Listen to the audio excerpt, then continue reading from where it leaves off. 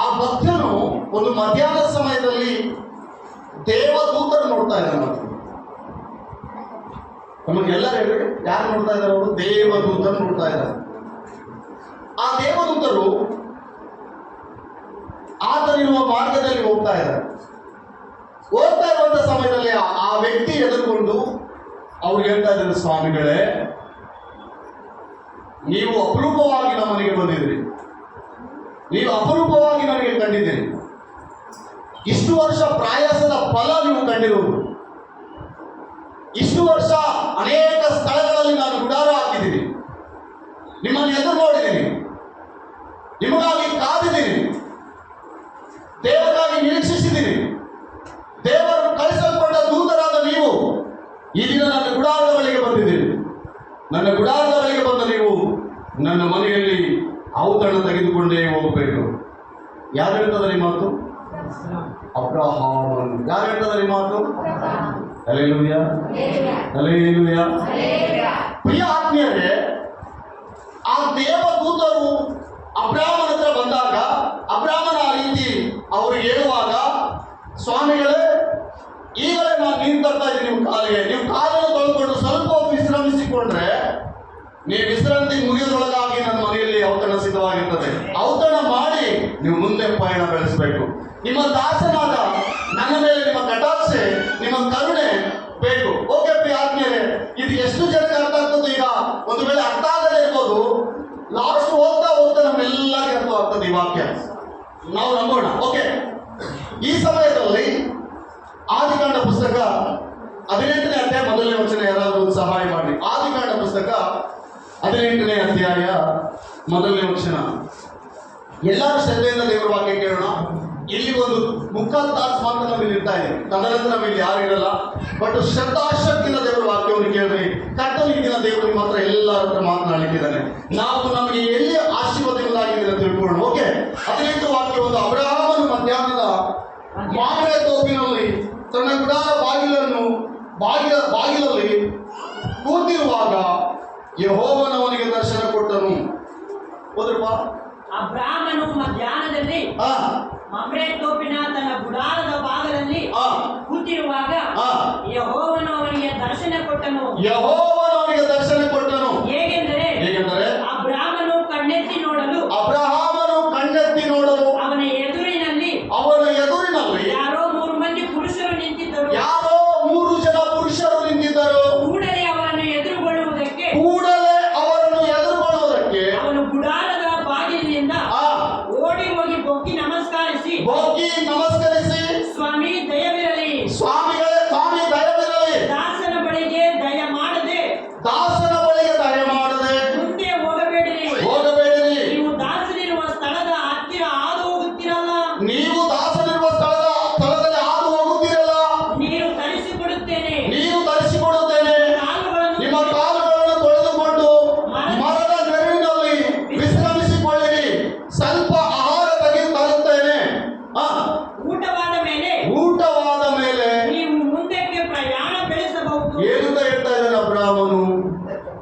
ತಮ್ಮ, ಎಷ್ಟು ಕುಟುಂಬಗಳಲ್ಲಿ ಈ ದಿನ ಭೋಜನ ನಡೀತದೆ.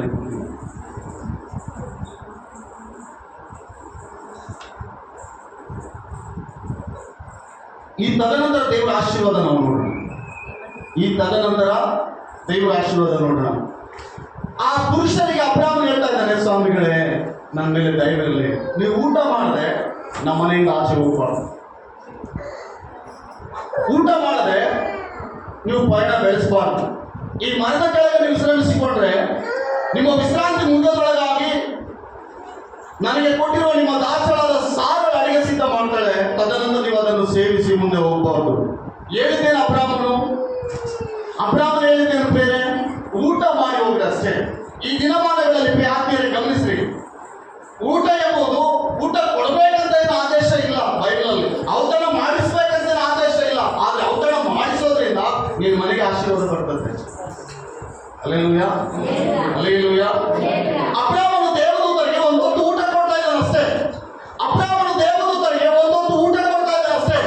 ಕಾಲಿಗೆ ನೀರು ಕೊಟ್ಟು, ಒಂದು ಚೆಂಬು ನೀರು ಕೊಟ್ಟು ಅವರಿಗೆ ಊಟ ಕೊಡ್ತಾ ಇದ್ದಾನೆ ಅಷ್ಟೇ. ಆದ್ರೆ ಅದರ ಹಿನ್ನೆಲೆ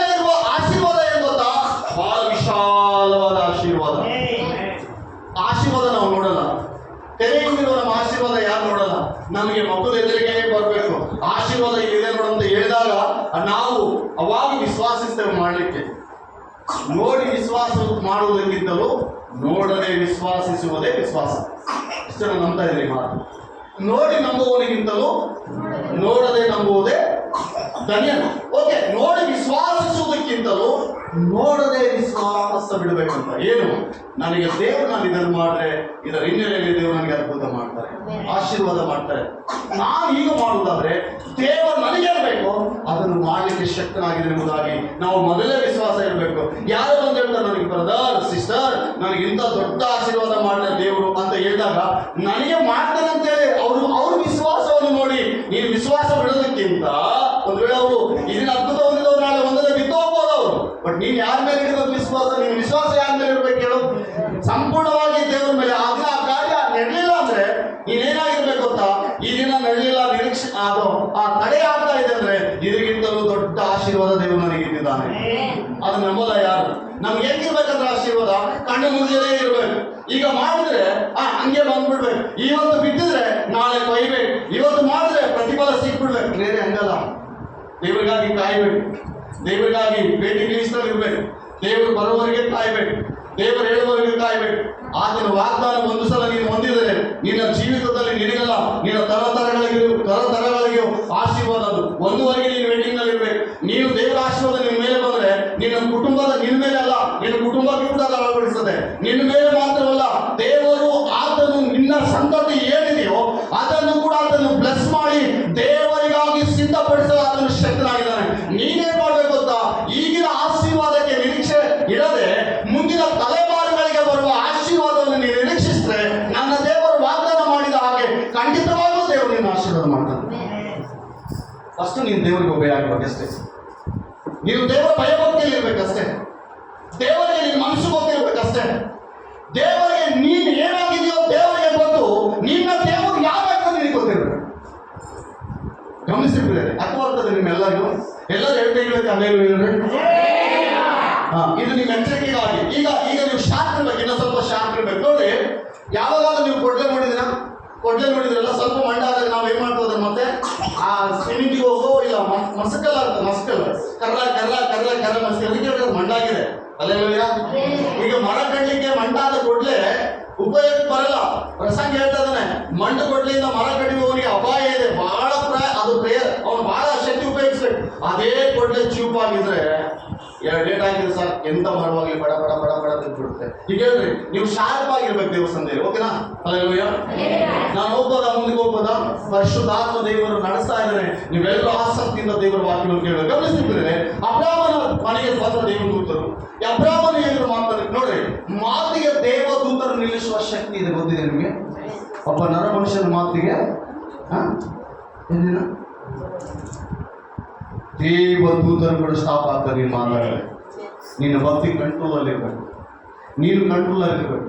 ನೀನು ಕಂಟ್ರೋಲ್ ತಪ್ಪಬಾರ್ದು, ನಿನ್ನ ಬ್ಯಾಲೆನ್ಸ್ ತಪ್ಪಬಾರ್ದು.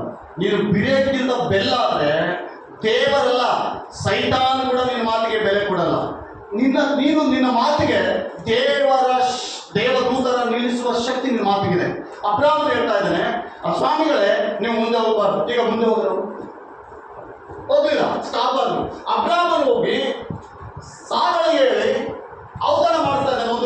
ಒಂದು ಸಿಸ್ಟಮ್ನಲ್ಲಿ ಅವ್ರಿಗೆ ಔತಣ ಮಾಡಬೇಕೆಂಬುದಾಗಿ ಪ್ರಯತ್ನಿಸ್ತಾ ಇದ್ದಾನೆ. ಓಕೆ, ಇದಾದ ನಂತರ ಅವ್ರು ಬಂದು ಊಟ ಮಾಡ್ತಾರೆ. ಊಟ ಮಾಡಿದ ಕೂಡಲೇ ಊಟವಾಗ್ತದೆ. ಮಧ್ಯಾಹ್ನ ಸಮಯ. ಆತನು ಒಳ್ಳೆ ಊಟ, ದೇವದೂತರಿಗೆ ಒಳ್ಳೆ ಊಟ ಕೊಡ್ತಾ ಇದ್ದಾನೆ. ಅಲ್ಲೇಲೂಯಾ. ಯಾಕೆ ಹೇಳ್ತಾ ಇದ್ದೀನಿ ಹೇಳ್ರಿ ಮಾತು ಬೇರೆ. ಗಮನಿಸ್ರಿ, ಕೆಲವು ಕುಟುಂಬಗಳಲ್ಲಿ ನಾವು ಎಲ್ಲರ ಮನೆಯಲ್ಲಿ ಊಟ ಮಾಡ್ತಾ ಇದ್ವಿ, ಬಟ್ ನಾವು ಮಾತ್ರ ಯಾರಿಗೇನು ಕೊಡಲ್ಲ. ನಾನು ಉದಾಹರಣೆ ಹೇಳಿ, ಅಣ್ಣವ್ರ ಮನೆಗೆ ಬಸಾಪುರ ನೆಕ್ಸ್ಟ್ ಸಾವಿರದ ಯಾವಾಗ ಸುವರ್ಣ ನನಗೆ ಕೊಡ್ಬೇಕಂತ ಇದು ರೂಲ್ಸ್ ಇಲ್ಲ. ನಮಗೆ ಕೊಡ್ಬೇಕಂತ ಏನು ರೂಲ್ಸ್ ಇಲ್ಲ. ನಿನಗೆ ಆಶೀರ್ವಾದ ಬೇಕಂದ್ರೆ ನೀನು ಕೊಡ್ಬೇಕು. ದೇವರ ಮಕ್ಕಳಿಗೆ ನೀನು ಕೊಡಲೇಬೇಕು. ದೇವರ ಮಕ್ಕಳು ಯಾರ್ಯಾರಿದ್ದಾರೋ ಅವ್ರು ನಿನ್ನ ಮನೆಗೆ ಬಂದಾಗ ಅಲ್ಲೆಲ್ಲೂಯಾ ನಿನ್ನ ಮನಸ್ಸು ಪೂರ್ತಿಯಾಗಿ ಅತಿಥಿ ಸತ್ಕಾರ ಮಾಡಬೇಕು. ಬೈಬಲ್ ಹೇಳ್ತದೆ, ಅತಿಥಿ ಸತ್ಕಾರ ಮಾಡೋದನ್ನು ಅಭ್ಯಾಸಿಸಲ್ಲ. ಅದನ್ನ ಯಾಕೆ ಬಿಡ್ತಾ ಇದೀಯ ಅದನ್ನ ಅಭ್ಯಾಸಿಸೋ. ಇನ್ನಲ್ಲಿ ಇರೋದು ಇಲ್ಲ ದೇವರಿಗೆ ಗೊತ್ತು. ಅದು ಸೆಕೆಂಡ್. ಇನ್ನಲ್ಲಿ ಏನಿದೆ ಅದು ಮಾಡು. ಅಬ್ರಾಹ್ಮನೆಲ್ಲ ಕುಡಿಸ್ಕೊಂಡಿದ್ನ, ದೇವದೂತರ ಬರ್ತಾರೆ ಅನ್ಕೊಂಡಿದ್ನ, ಅವನು ದರ್ಶನ ನೋಡ್ತಾ ಇದ್ದ ಅಷ್ಟೇ. ನಮ್ಮ ಹತ್ರ ಇಲ್ಲ ಸ್ವಾಮಿ. Hallelujah hallelujah. ಮನಸ್ಸಿದ್ರೆ ಮಾರ್ಗ. ಮನಸ್ಸಿದ್ರೆ ಯಾವ ಮಾರ್ಗ ಹೇಳ್ರಿ? ಮನಸ್ಸಿದ್ರೆ ಯಾವ ಮಾರ್ಗ ಹೇಳ್ರಿ? ಕೆಲವರು ಮನೆಗೆ ಹೋಗ್ತಾ ಇರ್ತೀನಿ ನಾನು. ಕೆಲವರು ಮನೆಗೆ ಹೋದಾಗ ನನಗೆ ಊಟ ಮಾಡ್ತಾರಲ್ಲ, ಎಲ್ಲ ದೇವರಿಗೆ ಊಟ ಮಾಡಿಸ್ತಿರ್ತಾರೆ. ಊಟ ಮಾಡಿಸಾದ ನಂತರ ಒಂದು 3 ಬಕೆಟ್ ಅನ್ನ ಇಡ್ತಾರೆ. 3 ಬಕೆಟ್ ಅನ್ನ, 3 ಕ್ಯಾರಿ ಬ್ಯಾಗ್ ರೈಸ್ ಇರ್ತಾರೆ. 3. ಈಗ ನಾನು ಅಲ್ಲಿ ಒಬ್ಬರು ಊಟ ಮಾಡಿದ್ದೆ. ಮನೇಲಿ ಎಷ್ಟು ಜನ ಉಳಿದ್ರು? 3 ಬಟ್ಲ ರೈಸ್ ಇಟ್ಟು ಮೇಲೆ ಒಂದು 2 ಪೀಸ್ ಹಾಕಿ ಇಷ್ಟು ಸೇವ್ ಆಗಿರ್ತಾರೆ. ಈ 3 ಬಟ್ಲಿಗೆ ಅದೆಲ್ಲ ಶೇರ್ ಆಗ್ಬೇಕಂತ ಆಗ್ತದ. ಮನಸ್ಸಿಲ್ಲದೆ ನಾನು ಹೇಳ್ರಿ, ನಾನು ಒಬ್ಬನಲ್ಲಿ ಊಟ ಮಾಡಿದ್ದು 4 ಎಷ್ಟದ 2 ಪೀಸ್ ಇಷ್ಟು ಸೇವ್. ಹಲೋ, ನನ್ನ ದೇವರು ಎಲ್ಲವನ್ನೂ ಆಗಿದ್ದಾನೆ. ನಿಮ್ಮ ಮನೆಗೆ ಬಂದ ನಾನು ಭಿಕ್ಷಕನಲ್ಲ. ಭಿಕ್ಷಕನಾಗಿ ನಿಮ್ಮ ಮನೆಗೆ ಬರಲ್ಲ.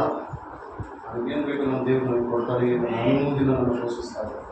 ನೀವು ಅಂದ್ಕೊಂಡಾಗ ನಾನು ವಿಕಾರಿ ಅಲ್ಲ. ಲೆಸ್ ಆಶೀರ್ವಾದ ನೀವು ಕಳ್ಕೊಳ್ತಾ ಇದ್ದೀರಿ ಅಷ್ಟೇ. ನಮ್ಮ ಮನೆಗೆ ದೈವ ಸೇವಕರು ಬರ್ತಾರೆ. ನನ್ನ ಮನೆಗೆ ದೈವ ಸೇವಕರು ಬರ್ತಾರೆ. ನನಗೆ ಗೊತ್ತು ಎಲ್ಲಿ ಆಶೀರ್ವಾದ ಇದೆ. ಈ ಮಾರ್ಗದಲ್ಲಿ ಹೋದ್ರೆ ಯಾವ ದೈವ ಸೇವಕರು ಇಲ್ಲಿ ಬಂದರೆ ನಾನು ಹಂಗೆ ಕಳ್ಸಲ್ಲ. ಕನಿಷ್ಠ ಊಟ ಮಾಡಿ ಬಂದು ಒಂದು ಕಪ್ ಟೀ ಆಗಲಿ ಕೊಟ್ಟು, ಒಂದು ಗ್ಲಾಸ್ ನೀರು ಆಗಲಿ ಕೊಟ್ಟು ಅವರಿಗೆ ಪ್ರಾರ್ಥನೆ ಮಾಡಿ ಕಳಿಸ್ತಾರೆ. ಕಾರಣ ಏನು ಗೊತ್ತಾ? ಅದು ನನ್ನ ತಲೆ ಮಾರುಗಳಿಗೆ ಆಶೀರ್ವಾದ ಬರಬೇಕು.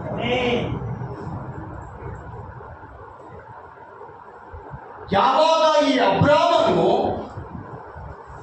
ಅವರಿಗೆ ಊಟ ಮಾಡಿದನು, ಆ ಊಟ ಮಾಡಿಸಿದನು, ತದನಂತರ ನೋಡಿ ಅವ್ರು ಊಟ ಮಾಡಿ ಏನು ಹೇಳ್ತಾರೆ ಗೊತ್ತಾ? ಅವರಿಗೆ ಊಟ ಆದ್ಮೇಲೆ ಅಬ್ರಾಮನ್ ಏನು ಹೇಳ್ತಾರೆ ಗೊತ್ತಾ? ಹೋದ್ರಿ ಆದಿಕಾಂಡ ಪುಸ್ತಕ 18ನೇ ಅಧ್ಯಾಯ 8ನೇ ವಚನ. ಆದಿಕಾಂಡ 18:8. ಆಳು ಬೇಗನೆ ಅಡಿಗೆ ಮಾಡಿದನು. ತರುವಾಯ ಬ್ರಾಹ್ಮಣನು ಹಾಲು ಮೊಸರನ್ನು ಅಟ್ಟ ಮಾಂಸವನ್ನು ಏನೇನು ಕೊಟ್ಟಂತ ಅವರಿಗೆ? ಹಾಲು, ಮೊಸರು, ಅಟ್ಟೆ, ಮಾಂಸ ತೆಗೆದುಕೊಂಡು ಬಂದು ಆ ಮನುಷ್ಯರಿಗೆ ಬಡಿಸಿದನು. ಬಂದು ಆ 3 ಮಂದಿ ಪುರುಷರಿಗೆ ಅಬ್ರಾಮನು ಬಡಿಸಿದನು. ಅವರು ಮರದ ಕೆಳಗೆ ಊಟ ಮಾಡುವವರೆಗೂ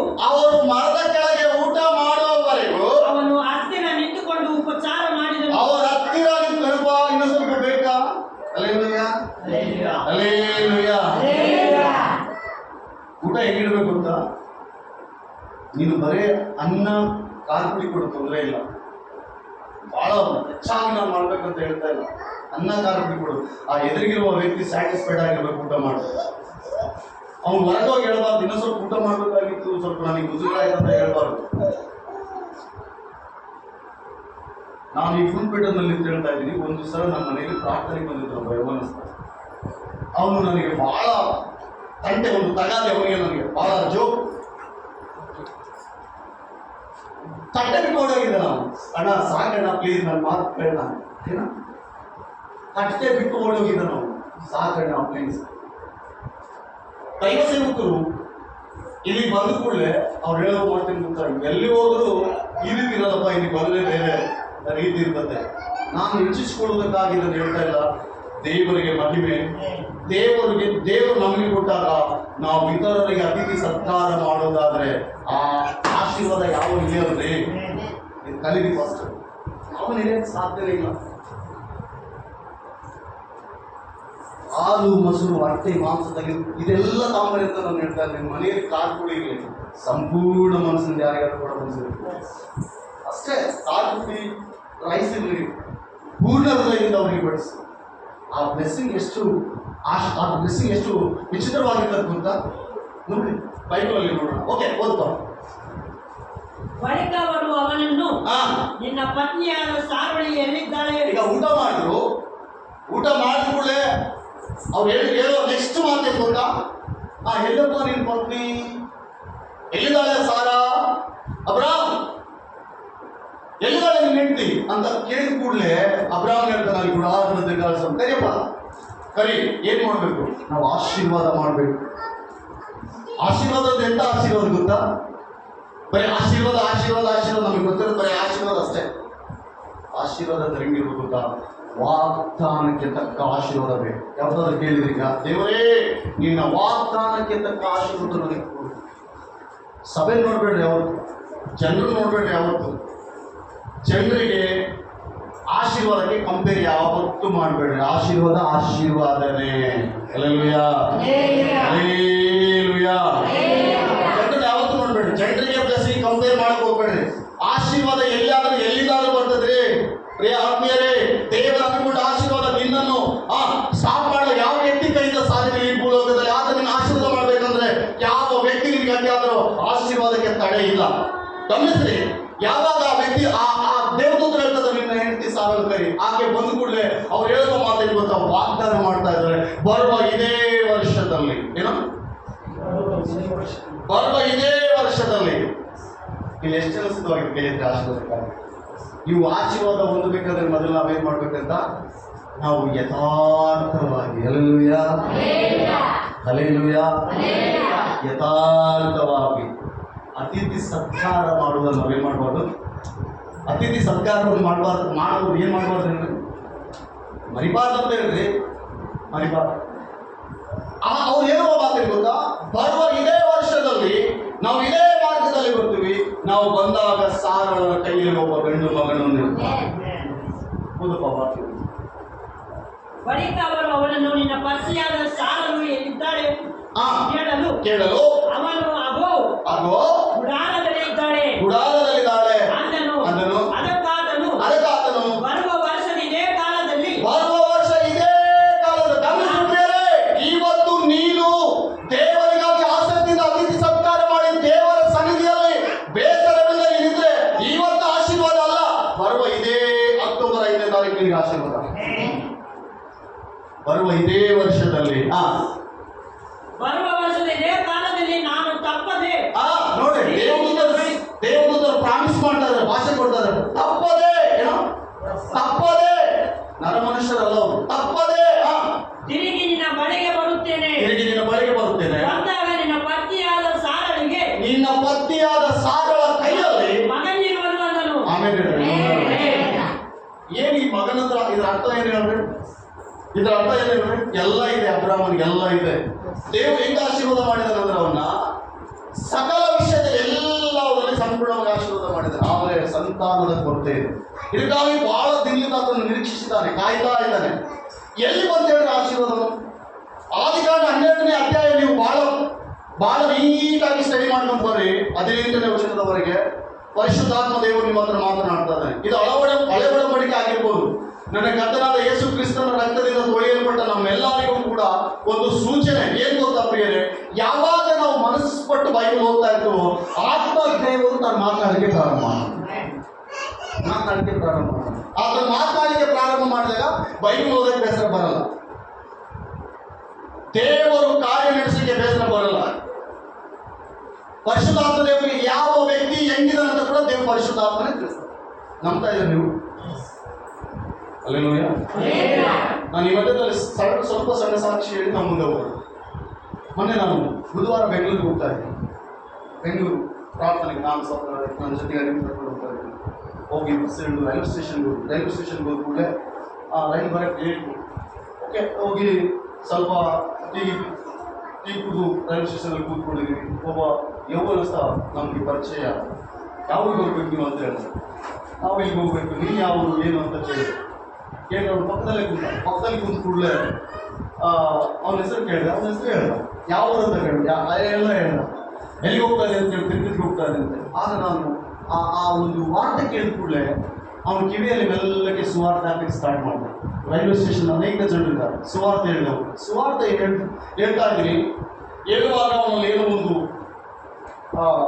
ಪಶ್ಚಾತ್ತಾಪ ಉಂಟು. ಹಾಗೆ ನಾನು ಮಾತಾಡ್ತಾ ಇದ್ದೀನಿ. ನಮ್ಮ ಹತ್ರ ಯೇಸು ಕ್ರಿಸ್ತ ನಿಂತವರು, ಯೇಸು ಸ್ವಾಮಿ ನಿಂತವರು ನಮಗಾಗಿ ಪ್ರಾಣ ಕೊಟ್ಟಿದ್ದಾರೆ, ನಮಗಾಗಿ ರಕ್ತ ಸುರಿಸಿದ್ದಾರೆ, ನಮ್ಮ ಪಾಪಗಳನ್ನು ತೊಳೆಯುವವರು ಅದು ವಿಧಾನ ಎಲ್ಲ ಇರ್ತದೆ. ಪರಿಶುದ್ಧಾತ್ಮದೇವರು ನೆಕ್ಸ್ಟ್ ಲೆವೆಲ್ ಎಲ್ಲ ನನ್ನ ಹತ್ರ ಮಾತನಾಡ್ತಾ ಇದ್ದಾರೆ. ಆ ವ್ಯಕ್ತಿ ವೀಕ್ನೆಸ್ ಎಲ್ಲ ಕೂಡ ನನಗೆ ತಿಳಿಸ್ತದೆ. ನಾನು ಕೇಳಿದ್ದೀನಿ, ಡ್ರಿಂಕ್ ಮಾಡ್ತಾ ಇದ್ದೆ, ಎಸ್. ತಂಬಾಕು ಎಸ್, ಸಿಗರೇಟ್ಸ್ ಐತಿ, ಎಸ್. ಗಾಂಜಾಸ್ ಐತಿಯಲ್ಲ, ಅವನು ಅದಕ್ಕೆ ಚೆನ್ನಾಗಿ ಯಾವುದು ನಿಮಗೆ ಗೊತ್ತು.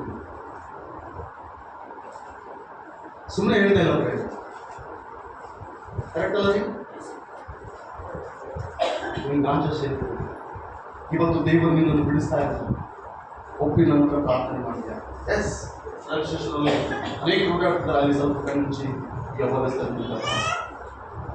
ಮುಗಿಸ್ತಾರೆ. ಈ ಯವನಸ್ಥನ ಪರಿವರ್ತನೆ ಒಂದು ನಿನಗಾಗಿ ಸಾಕ್ಷಿಯಾಗಿ ನಿಲ್ಲಬೇಕು, ನಿನಗಾಗಿ ಸಾಕ್ಷಿಯಾಗಿ ಜೀವಿಸಬೇಕು. ಯೇಸು ಕ್ರಿಸ್ತನು ಯಾರೆಂಬುದಾಗಿ ನಾನು ತಿಳಿದ ಹಾಗೆ ಈ ವ್ಯಕ್ತಿ ಕೂಡ ತಿಳ್ಕೊಳ್ಬೇಕು. ಉದಾಹರಣೆ ಪ್ರಾರ್ಥನೆ ಮಾಡಿಕೊಳ್ಳೆ ಆ ವ್ಯಕ್ತಿ ಸಡನ್ ಆಗಿ ಒಂದು ಪೇಪರ್ ನಂಬರ್ ತೆಗೆದುಕೊಂಡು ಸಡನ್ ಇಮಿಡಿಯೇಟ್ ಆಗಿ ಅವ್ರು ಬಾಬು ಮಾಡಿ ಹೇಳ್ತಾ ಇದ್ದಾನೆ, ಈ ನಂಬರ್ ಹಂಗೆ ಇಟ್ಕೋ, ನಾನು ಮತ್ತೆ ಕಾಲ್ ಮಾಡಬೇಕು. ಬೇರೆ ನಾವು ಇವತ್ತು ಮಾಡುವ ಪ್ರತಿ ಕಾರ್ಯ, ಇವತ್ತು ನಮಗೆ ಪ್ರತಿಫಲ ಸಿಗದಿರುವುದು ಒಂದು ದಿನ ನಮಗೆ ದೊಡ್ಡ ಬಹುಮಾನ ದೇವರಿದ್ದಾರೆ. ಅಬ್ರಾಹ್ಮನಿಗೆ ಅಲ್ಲಿವರೆಗೂ ಎಲ್ಲ ಇದೆ, ಮಗನಿಲ್ಲ. ಆ ಮಗನಿಗಾಗಿ ನಿರೀಕ್ಷಿಸ್ತಾ ಇದ್ದಾನೆ ಅಬ್ರಾಹ್ಮನ್. ಈಗ ಎಲ್ಲಿ ಆಶೀರ್ವಾದ ಕಂಡ ಹೇಳಿದ್ರು? 12ನೇ ಅಧ್ಯಾಯದಿಂದ ದೇವರು ಇವತ್ತು ಕೊಡ್ತಾನೆ ಮಗನ, ನಾಳೆ ಕೊಡ್ತಾನ, ಇವತ್ತು ಆಶೀರ್ವಾದ ಮಾಡ್ತಾನ, ನಾಳೆ ಆಶೀರ್ವಾದ ಮಾಡ್ತಾನ. ಪ್ರಿಯರೇ, ಆಶೀರ್ವಾದಕ್ಕೆ ಕಾರಣ ಆಶೀರ್ವಾದ ಅದಲ್ಲ. ಆಶೀರ್ವಾದ ಯಾವುದು ಗೊತ್ತಾ? ನೀನು ನಿರೀಕ್ಷಿಸುವಾಗ ನಿನ್ನ ಎದುರಿಗೆ ಬರುವ ಸವಾಲುಗಳ ಮಧ್ಯದಲ್ಲಿ ನೀನು ಅದನ್ನು ಕರೆಕ್ಟ್ ಆಗಿ ಫೇಸ್ ಮಾಡಿ ದೇವರಿಗೆ ಅಚ್ಚುಮೆಚ್ಚಾಗಿ ನಡೆಯುವಾಗಲೇ ನಿನಗೆ ಬ್ಲೆಸ್ಸಿಂಗ್. ಇಲ್ಲ, ಎಷ್ಟೋ ಸಲ ಕಾಯಿ, ಎಷ್ಟೋ ಸಲ ವೇಟಿಂಗ್ ಅಲ್ಲಿ ನೀನು ಹೇಳ್ದಂಗೆ ದೇವ್ರು ಕೇಳಲ್ಲ, ನೀನು ಹೇಳ್ದಂಗೆ ದೇವ್ರು ಕೇಳಲ್ಲ, ನಾನು ಹೇಳ್ದಂಗೆ ದೇವ್ರು ಕೇಳಲ್ಲ, ದೇವ್ರು ಹೇಳ್ದಂಗೆ ನಾವು ಕೇಳಬೇಕು. ಎಷ್ಟನ್ನು ನಂಬ್ತಾ ಇದ್ದೇವೆ? ಆತನೇ ಹೇಳಿದ್ರೆ ಅದನ್ನು ಕೇಳಬೇಕು. ಒಬ್ಬ ಕುರುಡನ ಹೋಗಿದ್ದಾನೆ ಸ್ವಾಮಿ ಅಂತ. ಕುರುಡನ ಹೋಗಿ, ಸ್ವಾಮಿ ನನಗೆ ಕಣ್ಣು ಬರ್ಬೇಕಪ್ಪ, ಭಾಳ ವರ್ಷದಿಂದ ನನಗೆ ಕಣ್ಣಿಲ್ಲ, ದಯಮಾಡಿ ನನಗೆ ಕಣ್ಣು ಬರ್ಬೇಕಂತ ಕೇಳಿದ್ರೆ ಸ್ವಾಮಿ ಹೇಳ್ತಾರೆ, ಇಲ್ಲಿ ಬಾ. ಆತನು ಕುಡಿ ಆ ಕೆಸರು ತೆಗೆದುಕೊಂಡು ಕಣ್ಣಿಗೆ ಹಚ್ಚಿ ಹೇಳ್ತಾ ಇದ್ದಾನೆ, ಹೋಗಿ ಆ ಕೊಳ ಕಾಣ್ತಾ ಇದೆಯಲ್ಲ ಅಲ್ಲಿ ಕಣ್ಣು ತೊಳ್ಕ. ಆ ವ್ಯಕ್ತಿ ಹಂಗೆ ಹೇಳ್ಬೋದಾಗಿತ್ತು, ಸ್ವಾಮಿ ನಾನು ಅಲ್ಲಿಗೆ ಹೋಗಲ್ಲ, ತೊಳ್ಕಲ್ಲ, ಇಲ್ಲೇ ನನಗೆ ಏನಾದರೂ ಮಾಡಂದ್ರೆ ಅವನಿಗೆ ಕಣ್ಣು ಬರಲ್ಲ. ಆ ವ್ಯಕ್ತಿ ಆ ಮಾತನ್ನು ಕೇಳಿ ಕೊಳದವನು ಹೋಗಿ ಆ ಕಣ್ಣು ತೊಳ್ಕೊಂಡು ಕೂಡಲೇ ಅವ್ನು ಹೇಳ್ತಾ ಇದ್ದಾನೆ, ನನಗೆ ಕಣ್ಣು ಬಂದವು. ಈಗ ಹೇಳ್ರಿ, ನಾವು ಆತನ ಹೇಳಿದಂತೆ ಕೇಳಿದ್ರೆ ನಮ್ಗೆ ಬ್ಲೆಸ್ಸಿಂಗ, ನಾವು ಹೇಳಿದ್ರೆ ಆತ ಕೇಳಿದ್ರೆ ಬ್ಲೆಸ್ಸಿಂಗ. ನಾನು ಇನ್ನೊಂದು ಮಾತು ಹೇಳ್ತಾ ಇದ್ದೀನಿ, ದೇವರು ಪ್ರೇಮ ಸ್ವರೂಪಿ. ನೀನೇನು ಹೇಳಿದ್ರೆ ಆತನ ಕೇಳ್ತಾನೆ, ಇಲ್ಲ ಅಂಬಲ್ಲ, ಇಲ್ಲ ಅಂಬಲ್ಲ. ಅಲ್ಲೆಲ್ಲೂಯ್ಯ, ಇದು ನೆನಪಿರ್ಲಿ, ಇಲ್ಲ ಅನ್ನಲ್ಲ. ಬಟ್ ನೀನು ಕೇಳಿದ್ರಲ್ಲಿ ರಾಗಿದ್ರೆ ದೇವ್ರು ಏನ್ ಮಾಡಕ್ಕಾಗಲ್ಲ. ನೀನ್ ಹೇಳ್ಬೇಕು, ದೇವ್ರೇ ನಿನ್ನ ಚಿತ್ತ ಏನಿದೆಯೋ ಅದು ನನಗೆ ಕೊಡಪ್ಪ ಅಂತ ನೀನು ಹೇಳಿದ್ರೆ ಅದು ನಿನ್ನ ಜೀವಿತದಲ್ಲಿ ಎಷ್ಟು ದೊಡ್ಡ ಬ್ಲೆಸ್ಸಿಂಗ್ ಗೊತ್ತಪ್ಪ. ಯಾಕೆ ಎಷ್ಟು ದೊಡ್ಡ ಆಶೀರ್ವಾದ ಗೊತ್ತಾ? ದೇವರಲ್ಲಿ ಕೊಟ್ಟಿದ್ದು ದೊಡ್ಡ ಆಶೀರ್ವಾದ. ಅಬ್ರಾಹ್ಮನಿಗೆ ಒಬ್ಬನೇ ಮಗನನ್ನು ಕೊಟ್ಟಿದ್ದು. ದೇವರು ವಾಗ್ದಾನ ಮಾಡ್ತಾ ಇದ್ದಾನೆ, ಇವನಿಂದಲೇ 12 ಮಂದಿ ಅರಸುಗಳು ಉತ್ತರ. ಎಷ್ಟು ಜನರು ಹೇಳ್ರಿ? ಕೊನೆ ಒಬ್ಬನಲ್ಲಿ ಬೈಬಲ್ ಹೋದ್ರೆ ಯಾರಿಗೆ ಪುಸ್ತಕ ನೀಲಾಗಿ ಮಾಡಿ ಒಬ್ಬನ್ನೇ ಕೊಟ್ಟಿದ್ದು ದೇವರು. ಅಬ್ರಾಹ್ಮನ್ ಹೇಳ್ತಾರೆ, ಪ್ರಭು ಅವನಲ್ಲಿ ಬೇಜಾರ್ತಾ ಇದ್ದಾನೆ. ಅಬ್ರಾಹ್ಮನ್ ಏನ್ ಕೊಟ್ಟು ಏನ್ ಮಾಡ್ತೀಯಪ್ಪ, ನನಗೊಂದು ಸಂತಾನ ಇಲ್ಲಲ್ಲ ಪ್ರಭು ಅಂತ. ಆದ್ರೆ ದೇವರನ್ನು ಕೈ ಬಿಡ್ತಾನ? ದೇವರನ್ನು ಕೈ ಬಿಡ್ತಾನ? ಇದು ವೇಟಿಂಗ್ ಲಿಸ್ಟ್ ಅಲ್ಲಿ ಇದೆ. ಅಬ್ರಾಹ್ಮನ್ ಆಶೀರ್ವಾದ ಮಾಡ್ಬೇಕಂತ ದೇವರಿಗೆ ಮನಸ್ಸಿದೆ. ಅಬ್ರಾಹ್ಮನ್ ಏನೋ ಒಂದು ಮಾಡ್ಬೇಕಂತ ಅಲ್ಲಿವರೆಗೆ ವೇಟಿಂಗ್ ಲಿಸ್ಟ್ ನಲ್ಲಿ ಇದ್ದಾರೆ. ದೇವದೂತ ಬಂದು ಇವ್ರ ಮನಸ್ಸು ನೋಡ್ಲಿಕ್ಕೆ ಅವ್ನ ಮನೆಗೆ ಅವ್ನು ಇರುವ ಸ್ಥಳಕ್ಕೆ ಹೋದ್ರು. ಆದ್ರೆ ಅವ್ನು ಏನು ಕೊಡದಂತೆ ಅವ್ರಿಗೆ ಕಳಿಸ್ಲಿಲ್ಲ. ಅವನ್ನೆಲ್ಲ ಅತಿಥಿ ಸತ್ಕಾರ ಮಾಡಿ ಔತಣ ಕೊಟ್ಟ, ಬ್ಲೆಸ್ಸಿಂಗ್ ಬಂತು. ಅನೇಕರಿಗೆ ಬೇರೆ ಇದರಲ್ಲಿರುವ ಆಶೀರ್ವಾದ ಯಾರಿಗೆ ಗೊತ್ತಿಲ್ಲ. ಎಲ್ಲರ ಮನೆಯಲ್ಲಿ ನಾವೆಲ್ಲರ ಮನೆಯಲ್ಲಿ ತಿಂತಾನೆ ಇರ್ತೀವಿ, ಎಮ್ಮೆ ತಿಂದಂಗ. ನಾವು ಮಾತ್ರ ಕೊಡಲ್ಲ. ದೊಡ್ಡ ದರಿದ್ರ ಇದು. ದೇವ್ರ ಮಕ್ಕಳಿಗೆ ಕೊಡೋದನ್ನ ಕಲಿ. ನೀವು ಮನೆಗೆ ಹೋದ್ರೆ ಒಂದು ಸ್ವಲ್ಪ ನೀರು ಕೊಟ್ಟು ಏನಾದ್ರು ಕೊಟ್ಟಿದ್ದೀನಿ ಸಹಾಯ ಮಾಡಿ. ಅಲ್ಲೆಲ್ಲೂಯ್ಯ, ಅದು ನಿಮ್ಮ ಮನೆಗೆ ಆಶೀರ್ವಾದ ಕಣಯ್ಯ. ನಿಮ್ಮ ಮನೆಗೆ ಏನದು? ಅಲ್ಲೆಲ್ಲೂಯ್ಯ. ಆದಿಕಾಂಡ ಪುಸ್ತಕ 17ನೇ ಅಧ್ಯಾಯ 15ನೇ ವಚನ, 15, 16, 17 ಓದಿ ಸಹಾಯ ಮಾಡಿ. ಓಕೆ. ಇದಲ್ಲದೆ ದೇವರು ಅಬ್ರಾಹ್ಮನಿಗೆ, ನೀನು ಇನ್ನು ಮುಂದೆ ನಿನ್ನ ಪತ್ನಿಯನ್ನು ಸಾರಳು ಎಂದು ಸಾರಾ ಎಂದು ಕರೆಯಬೇಕು. ಏನಂತ ಕರಿಬೇಕಂತ? ಸಾರಾ ಎಂದು ಕರಿಬೇಕು. ನಾನು ಆಕೆಯನ್ನು ಆಶೀರ್ವದಿಸಿ ಆಕೆಯಲ್ಲೇ ನಿನಗೆ ನಿನ್ಗೆ ಈಗ ಪರೀಕ್ಷೆ ಮಾಡಿಕಪ್ಪ. ನೀನು ಹೇಳ್ತೀನಿ ದೇವರು ಆಶೀರ್ವಾದ ಮಾಡಿ. ನೀನು ಹಲೋ ಪರೀಕ್ಷೆ ಮಾಡ್ಬೋದು.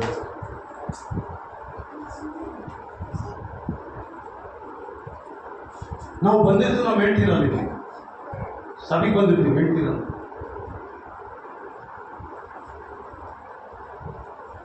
ಡ್ಯೂಟಿ ಮೀಟಿಂಗು ಪೀಟಿಂಗು, ಊರು ಸರ್ವೆ, ಕೇರಿ ಸರ್ವೆ, ಹಲೋ, ಏನು ನಡೆಯಲ್ಲ ಕೂಗಾಟಿಗೆ. ಬ್ಲೆಸ್ಸಿಂಗ್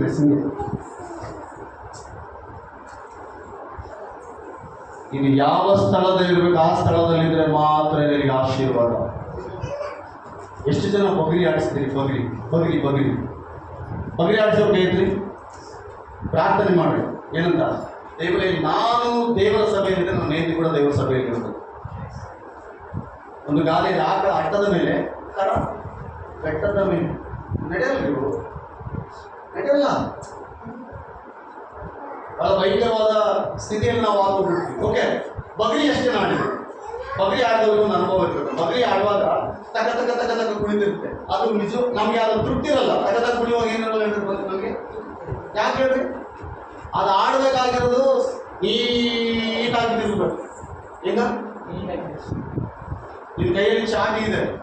ಹಲೋ, ನಿನ್ನ ಕೈಯಲ್ಲಿ ಚಾಟಿ ಇದೆ. ನೀನು ಆಡಿಸೋದು ಆಡುತ್ತೆ. ನೀನು ನಾನು ಆತನ ವರ್ಷದಲ್ಲಿ ಮರಿಬಾರ್ದು. ತಕ ಏನು ಆಡಬಾರ್ದು ಆತನ ಮುಂದೆ. ತಕ ಆಡಿದ್ರೆ ನಾವೇನು ಮಾಡ್ತಿದ್ದೀವಿ ಗೊತ್ತಾ? ಮಳೆನ ಬೆಂಡ್ ಮಾಡೋದು. ಎಲ್ಲಿವರೆಗೂ? ಅದು ಸರಿಯಾಗಿ ಅನುಭವ ಇದೆ. ಹೇಗೆ ನನಗಿದೆ. ತಕ ಕುಂದ್ರೆ ಸುಮ್ಮನೆ ಇರ್ತಿದ್ದಿಲ್ಲ. ಅದು ಮಳೆ ಕೊಂತ ಮಳೆ ಚೆಸ್ತಾ ಇರೋದು, ಮತ್ತೆ ಆಡಿಸೋದು. ಅದು ಮತ್ತೆ ಕುಂದ್ರೆ ಇನ್ನೂ ಸ್ವಲ್ಪ ಮಳೆ ಬೆಂಡ್ ಮಾಡೋದು. ದೇವರು ಬೆಂಡ್ ಮಾಡ್ತಾನೆ. ಅಮ್ಮ ಎಲ್ಲಿಗೆ ಹೋದ್ರೂ ಬೆಂಡ್ ಮಾಡ್ತಾನಪ್ಪ, ಎಲ್ಲಿಗೆ ಹೋದ್ರೂ ಬೆಂಡ್ ಮಾಡ್ತಾನೆ. ದೇವರ ಸನ್ನಿಧಿ ಇದು. ಬೆಂಡಾಗಬೇಕು. ಎಬೇಚನ್ ಹೇಳ್ತಾರೆ, ಪಳಗದ ಓರಿ ಅಂತ ನನ್ನನ್ನು ಪಳಗಿಸು. ಓರಿ ಅಂತ ಪಳಗಿಸೋ. ಮುರಿಬೇಕು ನಾವು ದೇವರ ಸಂಧಿಯಲ್ಲಿ. ದೇವರ ಸಂಧಿಯಲ್ಲಿ ಮುರಿದಾಗುವುದು ಅರ್ಥ ಇದೆ ಬೇರೆ. ದೇವರ ಸಂಧಿಯಲ್ಲಿ ಮುರಿದವನೇ ಚರಿತ್ರೆಯನ್ನು ಸೃಷ್ಟಿ ಮಾಡುವ ವ್ಯಕ್ತಿಯನ್ನಾಗಿ ದೇವರು ಮಾತಾಡ್ತಾರೆ.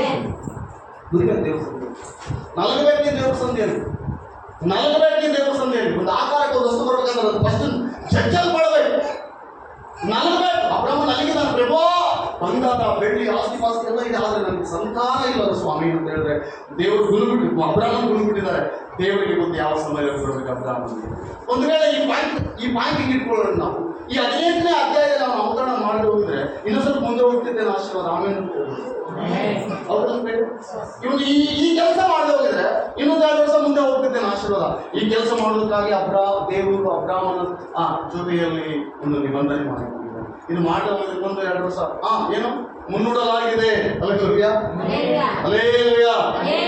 ಜಡ್ಜ್ ಸಮಯ ಸರಿಯಾಗಿ ಅಡ್ವೊಕೇಟ್ ಬರ್ದೇ ಹೋದ್ರೆ, ಕ್ಲೈಂಟಲ್ಲಿ ಬರ್ದೇ ಹೋದ್ರೆ, ಹಾಜರಾಗದೆ ಹೋದ್ರೆ ಅವ್ರು ಏನ್ ಮಾಡ್ತಾರೆ? ಮುನ್ನುಡಲಾಗಿದೆ ಅಂತ ಬರ್ಬಿಡ್ತಾರೆ. ಹಾಗೆ ಆಗ್ತಿತ್ತು. ಆದ್ರೆ ಅಬ್ರಾಹ್ಮನು ಅವ್ನು ದಾಹ ಇದ್ದವನು ಏನ್ ಮಾಡಿದ್ದಾನೆ ಹೇಳ್ರಿ? ಏನ್ ಮಾಡ್ಬೇಕು ಅದನ್ನು ಮಾಡಿದ್ದಾನೆ. ದೇವರಿಗೆ ಏನು ಹೋಗಬೇಕು ಅದನ್ನು ಹೊಂದಿದ್ದಾನೆ. ಪ್ರಿಯರೇ, ನಮಗೆ ಆಶೀರ್ವಾದ ಇಷ್ಟೇ. ನಾವು ಯಾವಾಗ ದೇವರಿಗೆ ಏನ್ ಮಾಡಬೇಕು, ಯಾವಾಗ ದೇವರ ಸನ್ನಿಧಿಗೆ ಬರಬೇಕು, ಯಾವಾಗ ದೇವರಿಗೆ ಅವೆಲ್ಲ ಏನು ಗೊತ್ತಿದ್ರು ನಾವು ಮಾಡಲ್ಲ. ಗೊತ್ತಿದ್ರು ನಾವೇನ್ ಮಾಡಲ್ಲ. ನೆಕ್ಸ್ಟ್ ವಾಕ್ಯ ರೂತ್ ಪುಸ್ತಕ 2ನೇ ಅಧ್ಯಾಯ 13ನೇ ವಚನ. 13-14 ರೂತ್ ಪುಸ್ತಕ 2ನೇ ಅಧ್ಯಾಯ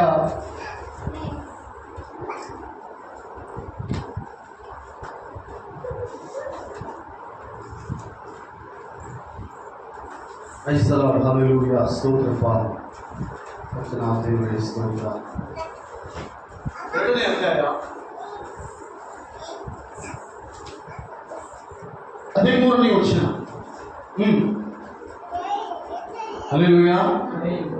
ಏನು ಒಬ್ಬರೇ ಹೇಳ್ತಿದ್ರೆ ಬೈಬಲ್ ತೆಗೆಯೋದ್ರಲ್ಲಿ ಬಿಸಿ ಆಗಿದೆ. ಅರ್ಥ ಆಗ್ತದೆ ನನಗೆ. ಓಕೆ, ಎಲ್ಲರಿಗೂ ಹೇಳೋಣ. ಎಲ್ಲರೂ ಕೈ ಹೇಳ್ತೀವಿ. ಹಲ್ಲೆಲೂಯಾ. ದೇವರು ನಿಮ್ಮನ್ನು ಆಶೀರ್ವಾದ ಮಾಡಿ. ಯಾವಾಗ ನಾವು ದೇವ್ರ ಸಂದಿದ್ದೀವಿ ಅಂದ್ರೆ ಡಿಸಿಪ್ಲಿನ್ ಆಗಿ ನಾನು ಏನ್ ಮಾತಾಡ್ತಾ ಇದ್ದೀನಿ ನೀವು ಅದನ್ನೆಲ್ಲ ಕೇಳಬೇಕು. ಒಂದು ವೇಳೆ ಪರ್ಪಾಟದಲ್ಲಿ ಹೆಂಗೆ ವಾಕ್ಯ ಹೇಳ್ತಾ ಇರ್ತಾ ಕತ್ತೆಗೆ 3 ಕಾಲ ನಿಮ್ಗೆ ಹೋಗ್ತೀರಾ? ಜೀವೋಪಲ್ಲ. ನನ್ನ ಮಾತೆಲ್ಲ ನೀವು ಗಮನಿಸ್ಬೇಕು. ಪರಿಶುದ್ಧಾತ್ಮ ನಿಮ್ಮ ಹತ್ರ ಮಾತನಾಡ್ತಾ ಇದ್ರೆ ಬಹಳ ನೀವು ಗಮನದಲ್ಲಿ ಇಟ್ಕೊಳ್ಬೇಕು. ಹೆಂಗ್ ಬೇಕಾರಂಗೆ ಇದ್ರಲ್ಲ ಬೇರೆ ದೇವ್ರ ಸಂಧಿಯಲ್ಲಿ ಹೆಂಗಿರ್ಬೇಕು ಹೇಳಿದ್ರೆ, ಯುದ್ಧದಲ್ಲಿ ಹಿಂಗೆ ಇರ್ತಾನ ಸೈನಿಕರು. ಯುದ್ಧದಲ್ಲಿ ಹಿಂಗಿದ್ರೆ ಅವನು ಸ್ಥಿರತ್ರ ಇಲ್ಲಿ ಬರಲ್ಲ. ಇದೆ ಯುದ್ಧ ರಣರಂಗದಲ್ಲಿದ್ದೀವಿ ನಾವು. ಗೊತ್ತಾ ನಿಮಗೆ? ಎಲ್ಲಿದ್ದೀವಿ ನಾವು? ರಣರಂಗದಲ್ಲಿದ್ದೀವಿ. ರಣರಂಗದಲ್ಲಿ ಯಾವ ಮಾತ್ರ ಸ್ಥಿರ ಹೋಗ್ತದೆ. ಆದ್ದರಿಂದ ಬಹಳ ಎಚ್ಚರದಿಂದಿರೋಣ. ಜಯ ಸಿಗುವವರೆಗೆ ಎಚ್ಚರದಿಂದಿರೋಣ. ಪ್ರಾಣ ಜೀವಕ್ಕಿಂತ ಸಿಗುವವರೆಗೆ ಎಚ್ಚರದಿಂದಿರೋಣ. ರೂತ್ ಪುಸ್ತಕ 2ನೇ ಅಧ್ಯಾಯ 13-14. ಸ್ವಾಮಿ, ನಾವು ದಾಸಿಯಾದ ನನ್ನ ಹಾ. ಕಟಾಕ್ಷಿಸಿದ್ದೀರಿ. ಏನ್ ಮಾಡಿದ್ರಿ? ಓಕೆ. ನಾನು ತಮ್ಮ ದಾಸಿ ಎನಿಸಿಕೊಳ್ಳುವುದಕ್ಕೆ ಯೋಗ್ಯನಲ್ಲದಿದ್ದರೂ ಹಾ. ನನ್ನನ್ನು ಕನಿಕರಿಸಿ ಪ್ರೀತಿಯಿಂದ ಮಾತಾಡಿಸಿದಿರಿ ಹಾ. ಅಂದರು. ಅಂದಳು. ಊಟದ ವೇಳೆಯಾದಾಗ ಹಾ. ಗೋವಜನು ಊಟದ ವೇಳೆಯಾದಾಗ ಭೋಜನು "ಬಾ, ಹಾ. ರೊಟ್ಟಿಯನ್ನು ತೆಗೆದುಕೊಂಡು ಏನ್ ಮಾಡು? ಹಲೋ, ಈ ದಿನ ನಾವು ಭೋಜನದ ಬಗ್ಗೆ ವಾಕ್ಯ ಕೇಳ್ತಾ ಇದ್ದೀವಿ. ಗಮನಿಸಿರ್ತೇನೆ, ಬೈಬಲ್ ಅಲ್ಲಿ ಅನೇಕ ವಿಷಯಗಳಿಗೆ ದಾರಿ ಇದೆ, ಅನೇಕ ವಿಷಯಗಳಿಗೆ ಉತ್ತರ ಇದೆ, ಅನೇಕರಿಗೆ ಅನೇಕರು ಬಿಲಿ ಮಾತಾಡ್ತಾ ಇರ್ತಾರೆ. ನಾನು ಇಷ್ಟು ದಿನದಲ್ಲಿ ಚರ್ಚೆ ಹೋಗ್ತಾ ಇದ್ದೀನಿ, ಏನು ನನಗೆ ಆಶೀರ್ವಾದ ಇಲ್ಲ. ಯಾಕೆ ಆಶೀರ್ವಾದ? ಈ ದಿನವೇ ಆಶೀರ್ವಾದ ಇದೆ. ಕರೆಕ್ಟ್ ರೀಸನ್ ಆಗಿ ನಾವು ಹೋಗ್ಬೇಕು. ನಾವು ಯಾವ ರೀತಿ ಹೋಗ್ಬೇಕು ಆ ರೀತಿ ಹೋದ್ರೆ ಕರೆಕ್ಟ್ ಆಗಿ ಖಂಡಿತವಾಗಲೂ ದೇವರು ಆಶೀರ್ವಾದ ಮಾಡ್ತಾನೆ. ಭೋಜನು ರೊಟ್ಟಿಯನ್ನು ತೆಗೆದುಕೊಂಡು ಹಾ. ಮುರಿದು ದೇಶದಲ್ಲಿ ಅದ್ದಿ ಹಾ ತಿನ್ನು ಎಂದು ಹಾ. ಕರೆಯಲು ಸ್ವಲ್ಪ ದೊಡ್ಡ ಸೌಂಡ್ ಇದ್ದವ್ರು ಹೋಗ್ಬೇಕು ನೋಡಿ. ಆಕೆಯು ಹಾ. ಹೋಗಿ ಹೋಗಿ ಕೊಯ್ಯುವವರ ಬಳಿಯಲ್ಲಿ ಹಾ. ಕೂತುಕೊಂಡಳು. ಹಾ. ಇದಲ್ಲದೆ ಹಾ. ಅವನು ಆಕೆಗೆ ಅವನು ಆಕೆಗೆ ಸುಟ್ಟ ಕೆನೆಗಳನ್ನು ಕೊಟ್ಟನು. ಸುಟ್ಟ ತೆನೆಗಳನ್ನು ಕೊಟ್ಟನು. ಆಕೆಯು ತಿಂದು ಆಕೆಯು ತಿಂದು ತೃಪ್ತಳಾಗಿ ಏನ್ ಮಾಡ್ಲಾಕೆ? ಯಾರಿಗೆ? ವಿಧವೆ ರೀ. ಹಲೋ, ವಿಧವೆ, ಗಂಡ ಇಲ್ಲ ವಿಧವೆ, ನಲಿಗಿದ ವಿಧವೆ, ಅಕ್ಷರ ಸಹ ಆಶ್ರಯ ಇಲ್ಲದ ವಿಧವೆಗೆ ಶ್ರೀಮಂತನಾದ ಭೋಜನು ಆಕೆಗೆ ಆಶ್ರಯವಾಗ್ತದೆ, ಊಟ ಕೊಡ್ತಾ ಇದ್ರು. ಇವ್ರ ಸ್ಥಿತಿ ಏನು ಗೊತ್ತಾ? ಎಲ್ಲ ಕಳ್ಕೊಂಡ್ಬಂದಿದ್ದಾರೆ. ದೇವ್ರು ಹೇಳಿದ ಇವರಿಗೆ, ಬೆತ್ಲೆಹೇಮಿನಲ್ಲ ಇಲ್ಲಿ ಮೊಯ್ಯಕ್ಕೆ ಹೋಗ್ಬೇಡಿ ನೀವು. ಮೊಯ್ಯೋಬ ದೇಶ, ದೇವರಿಗೆ ವಿರುದ್ಧವಾದ ಜನರಿದ್ದಾರೆ, ಪಾಪದ ಜನರಿದ್ದಾರೆ. ಮೊಯ್ಯೋಬಿನಲ್ಲಿ ಜನಸಮ ಆಟ ಆಟ ಆಡ್ತಾರೆ ಈಗ. ಮೊಯೋಬ್ ದೇಶದಲ್ಲಿ ಏನಿದೆ? ಪಾಪ ಇದ್ದಾರೆ, ಹೋಗ್ಬೇಡ ಅಂತ ಹೇಳ್ದ. ದೇವರ ಮಾತನ್ನು ಮೀರಿ ಹೋದ ನಹೋಮಿಯ ಮಕ್ಕಳು ಇಬ್ಬರು, ನಹೋಮಿಯ ಗಂಡ ಎಲಿಮೆಲಕನು, ಇವರೆಲ್ಲ ಮೊಯೋಬ್ ದೇಶದಲ್ಲಿ ಹೋಗಿ ಸೆಟ್ಲ್ ಆಗಕ್ಕೆ ಹೋಗ್ತಾರೆ. ಅಲ್ಲಿದ್ದರೆ ಚೆನ್ನಾಗಿರ್ತದೆ, ಅಲ್ಲಿ ಒಳ್ಳೆ ರಿಚ್ಚಾಗಿ ನಾವು ಬದುಕ್ಬೋದು, ಅಲ್ಲಿ ಚೆನ್ನಾಗಿರ್ಬೋದು ಅಂತ ಅವ್ರು ಮೊಯಾಬ್ ದೇಶಕ್ಕೆ ಹೋದ್ರೆ ದೇವರು ವಾಗ್ದಾನ ಇದೆ ಇವ್ರ ಮೇಲೆ, ನೀವು ಬೆತ್ಲೆಹೇಮ್ ಅಂದ್ಬಿಟ್ಟು ಹೋಗ್ಬಾರ್ದು. ಬೆತ್ಲೆಹೇಮಿನಲ್ಲಿ ಯೇಸು ಇದ್ದಾನೆ. ಬೆತ್ಲೆಹೇಮ್ ಅಂದ್ರೆ ರೊಟ್ಟಿ ಇರುವ ಊರು. ಬೆತ್ಲೆಹೇಮ್ ಅಂದ್ರೆ ಅರ್ಥ ಏನು ಗೊತ್ತಾ? ರೊಟ್ಟಿ ಸಿಗುವಂತ ಸ್ಥಳ. ಇಲ್ಲಿ ಏನು ಕಡಿಮೆ ಇಲ್ಲ.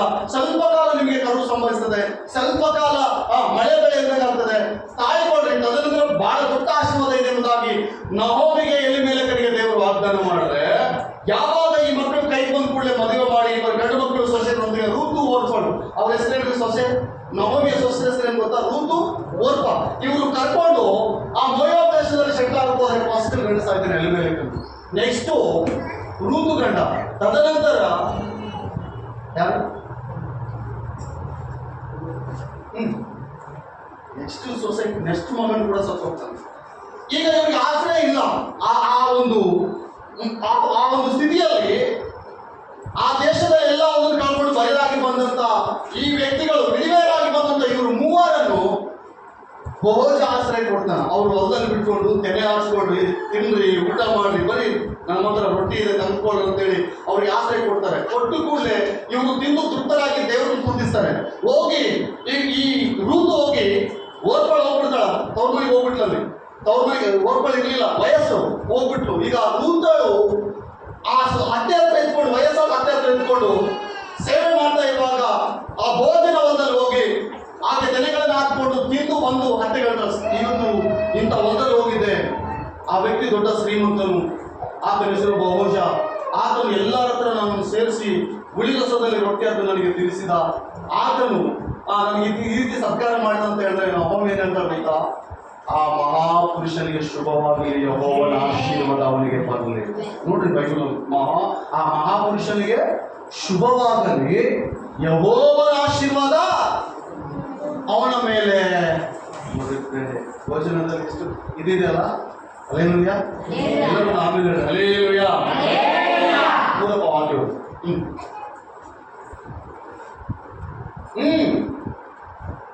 ಸ್ವಾಮಿ, ತಾವು ದಾಸಿಯಾದ ನನ್ನನ್ನು ಕಟಾಕ್ಷಿಸಿದ್ದೀರಿ.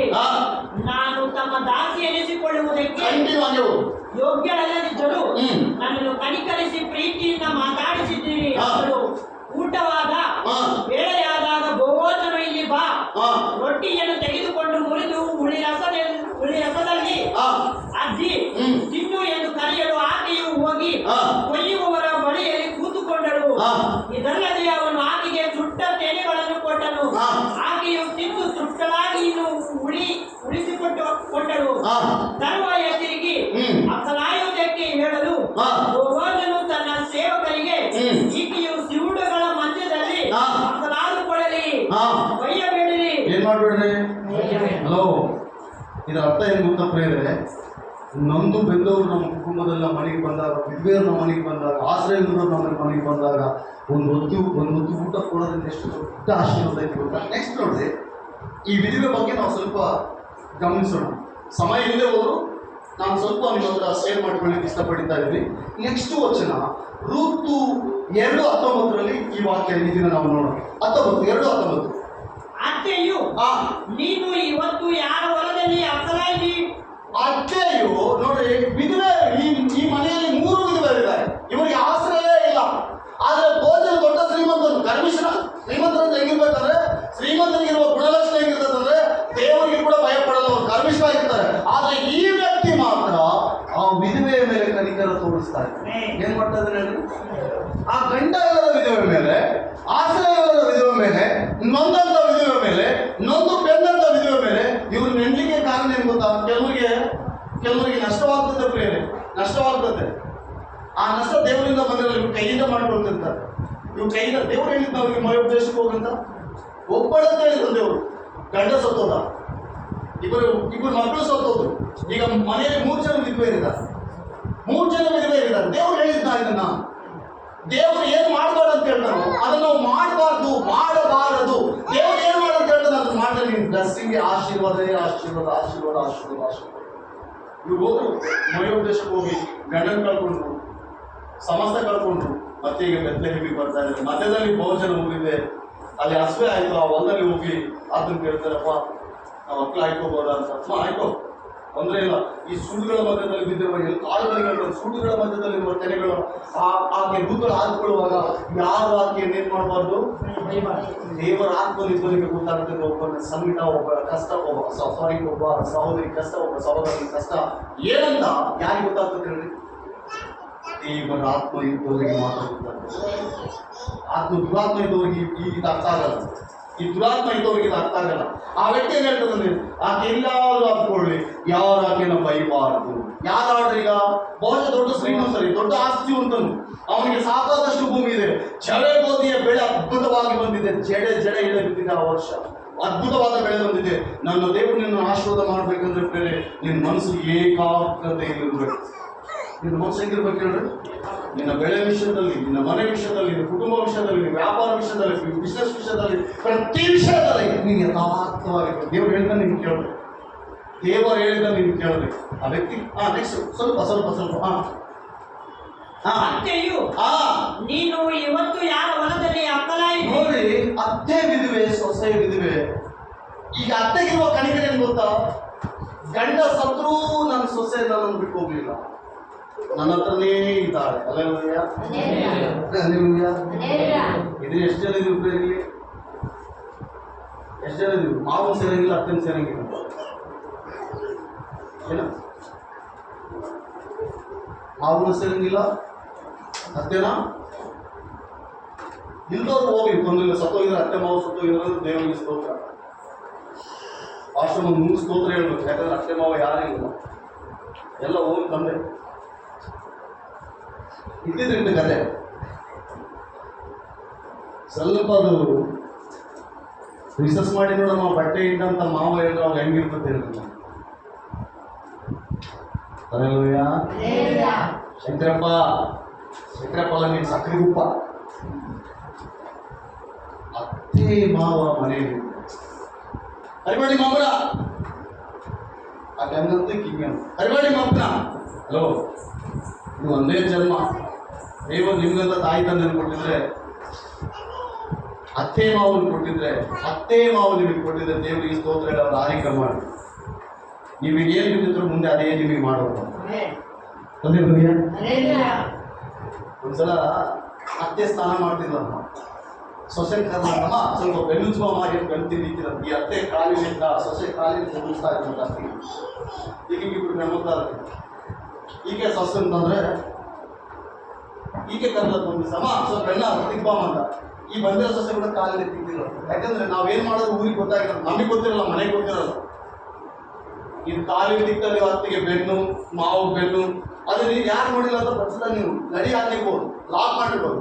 ಆದ್ರೆ ದೇವ್ರು ಊರೆಲ್ಲ ಹೇಳ್ತಾರೆ, ಅದಕ್ಕೆ ಹತ್ತಿಗೆ ಇವತ್ತು ಕಾಲಿನಿಂದ ಬೆನ್ನು ತೊಗೊಂಡು ತಿಕ್ಕಿಲ್ಲಮ್ಮ ಅದಕ್ಕೆ ಅಂತ ಎಲ್ಲರೂ ಹೇಳ್ತಾರೆ. ಯಾವಾಗ ನಿಮ್ಮ ಮನೆಗೆ ಸೊಸೆ ಬಂದಾಗ ಊರೆಲ್ಲ ಹೇಳ್ತಾರೆ, ನಿಮ್ಮ ಅತ್ತೆ ಒಂದು ಕಾಲದಲ್ಲಿ ನಿಮ್ಮ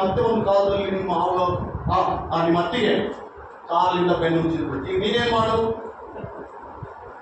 ಅರಿಬೇಡ್ರಮ್ಮ. ವಾಕ್ಯ ಹೇಳ್ತದೆ, ಏನು ಬಿದ್ದಿದ್ರೆ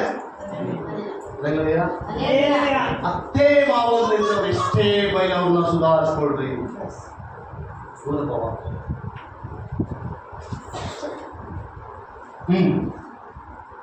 ಈ ಎರಡು ಸಾಮೂಹಿಕ ನೀನು ವಾಕ್ಯ ಓದಕ್ಕೆ ಹಾಗೆ ಹೇಳ್ಕೊಂಡಿಲ್ಲ. ಎಲ್ಲಿ ಕೆಲಸ ಮಾಡಿದ್ದಿ, ನಿನ್ನನ್ನು ಕಟಾಕ್ಷಿಸಿದವನಿಗೆ ಶುಭವಾಗಲಿ ಎನ್ನಲು. ಏನೇನೋ ಹಲೋ ಗಮನಿಸ್ರಿ ಬೇರೆ, ಗಮನಿಸ್ರಿ. ದೇವರ ವಾಗ್ದಾನ ಕಟಾಕ್ಷಿಸಿದವನಿಗೆ ನಿನ್ನನ್ನು ಯಾರು ಹೇಳ್ತಾರೆ? ನಹೋಮಿ ರೂತನಿಗೆ ಹೇಳ್ತಾರೆ, ಸೊಸೆಗೆ ಹೇಳ್ತಾರೆ, ಅಮ್ಮ ಯಾರು ನೀನಿನ ಕಟಾಕ್ಷಿಸಿದಾನೋ ಅವನಿಗೆ ಶುಭವಾದ, ಅವನಿಗೆ ಶುಭವಾದ. ಯಾರು ನಹೋಮಿ? ದೇವರ ಪ್ರತಿನಿಧಿ, ದೇವರ ಸಂಬಂಧಿ, ದೇವರ ರಾಯಭಾರಿ, ದೇವರ ಫ್ಯಾಮಿಲಿ, ದೇವರಿಗೆ ಸತ್ಸಂಬಂಧವುಳ್ಳ ದೇವರ ದೈವ ಕುಟುಂಬ. ಇದು ಒಡೆದು ಚಿಲ್ಲಾಬಿಲ್ಲಿ ಆಗಿದೆ. ಒಳ್ಳೆಯ ಕಾರಣ ಏನು?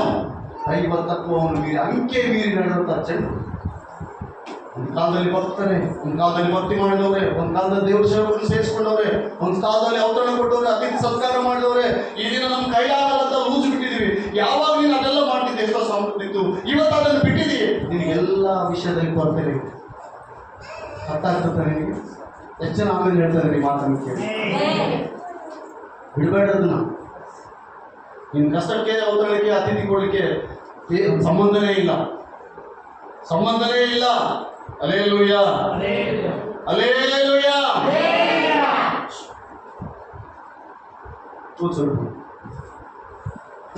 ಶುಭವಾಗಲಿ ಎನ್ನುವ ರೂತಳು, ನಾನು ಯಾವನ ಹೊಲದಲ್ಲಿ ಅಕ್ಕಲೇದನು ಅವನ ಹೆಸರು ಬೋವನೆಂದು ತಿಳಿಸಿದಳು. ಆಗ ನೊವೊಮಿಯು ಸತ್ತವರಿಗೂ ಬದುಕವರಿಗೂ ಬಿಡದೆ ದಯೆ ತೋರಿಸುತ್ತಿರುವ ಇವನು ಯೆಹೋವನಿಂದ ಆಶೀರ್ವಾದ ಹೊಂದಲಿ. ಸತ್ತವರಿಗೂ ಬದುಕಿದವರಿಗೂ ದಯ ತೋರಿಸುವ ಇವನು ಯೆಹೋವನಿಂದ ಆಶೀರ್ವಾದ.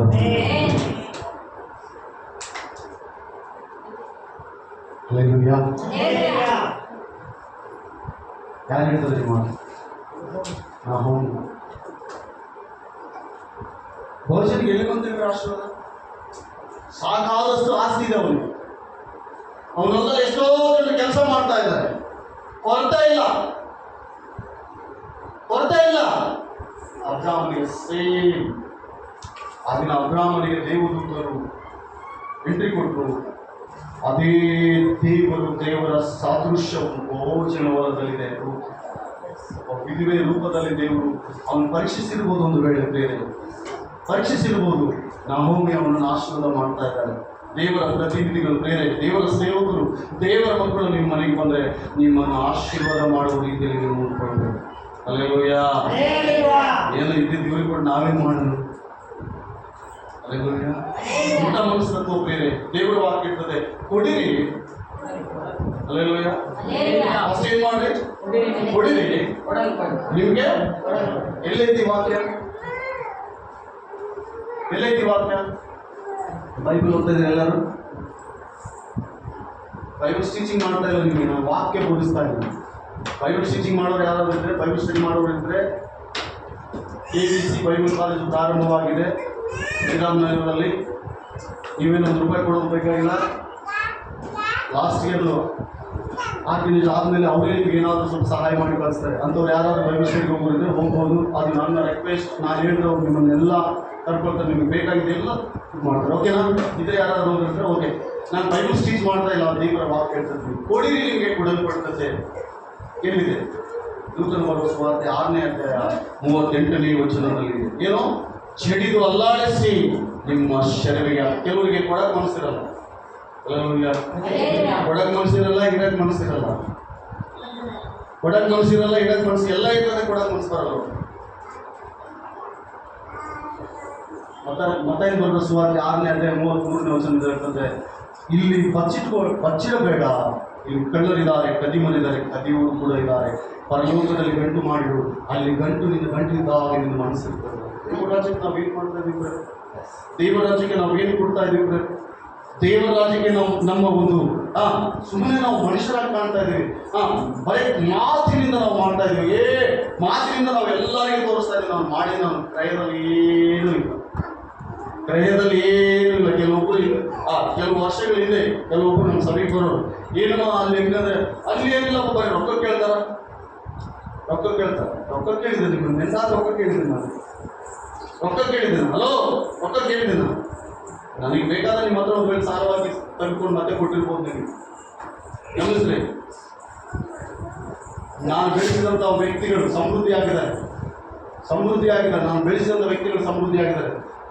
ದುಬಾಯಿಯಲ್ಲಿ ನನ್ನ ಸಹೋದರಿದ್ದಾರೆ. ನನ್ನ ಮನೆಯಲ್ಲಿ 100 ಕಷ್ಟ ಬಂದರು. ಮಂಜು ಒಬ್ಬರು 2000 వేస్తావా, నాకు కష్టం వచ్చిందంత ಯಾವತ್ತೂ ಕೇಳಿ ಹಲೋ, ಅವ್ರು ಏನು ಕೊಟ್ಟರೆ ಅದೇ ಹೋಗಿ. ನಾವು ಎಷ್ಟು ತಪ್ಪಾದ ದಾರಿಯಲ್ಲಿ ಹೋಗ್ರು ಅಷ್ಟೇ ಆಶೀರ್ವಾದ ಕೊಂಟೆ ಕೂಲಿ ಹೋಗ್ತದೆ. ಇದು ನಿಜ. ಅರ್ಥ ಆಗ್ತದೆ ನಿಮಗೆ? ಎಷ್ಟು ಜನ ಅರ್ಥ ಆಗ್ತದೆ?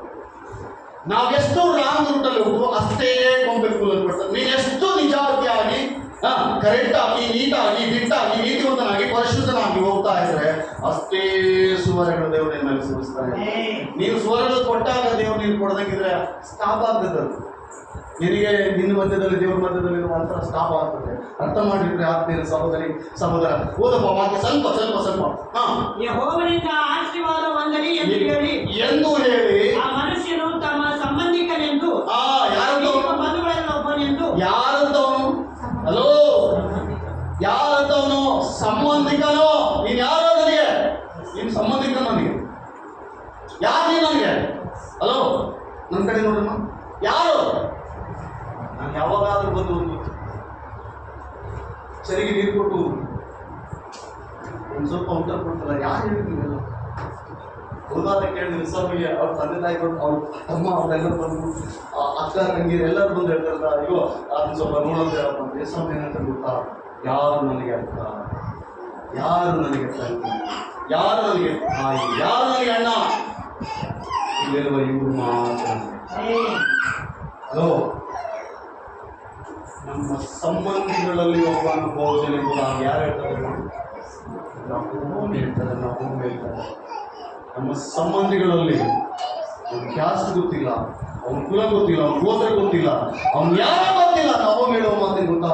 ನಮ್ಮ ಸಂಬಂಧಿಕರಲ್ಲಿ ಒಬ್ಬ.